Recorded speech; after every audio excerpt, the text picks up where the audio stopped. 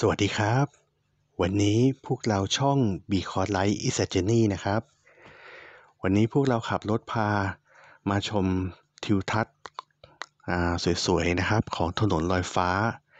นะครับของจังหวัดแพร่นะครับเป็นถนนหมายเลข1343นะครับซึ่งก็มีหลายคนนะครับเรียกถนนเส้นนี้ว่าถนนเทเลทับบี้นะครับตั้งอยู่ในตำบลบ้านเวียงอำเภอร้องกวางจังหวัดแพร่นะครับเป็นถนนที่ปกติแล้วจะมีทิวทัศน์ที่เขียวนะครับจากทุ่งข้าวโพดที่ชาวบ้านแถวๆนั้นนะครับเขาปลูกไว้เพื่อการเกษตรแต่ในช่วงจังหวะที่พวกเราขับรถขึ้นมาอาจจะเป็นช่วงปลายฝนต้นหนาวนะครับก็มีการเก็บข้าวโพดไปแล้วนะครับทำให้มองไม่เห็นความเขียวที่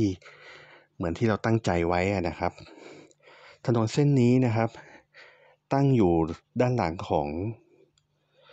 พระธาตุปูแจนะครับที่มีความยาวกว่า30กิโลเมตรนะครับในระหว่างเส้นทางที่ขับรถขึ้นมานะครับก็จะเป็นถนนลอยฟ้าสวยๆเหมือนจังหวัดน่านเลยนะครับจะมีทั้งที่พักลานกางเต็นท์ร้านกาแฟและอาหารคอยให้บริการนักท่องเที่ยวนะครับถ้าใครนะครับชอบ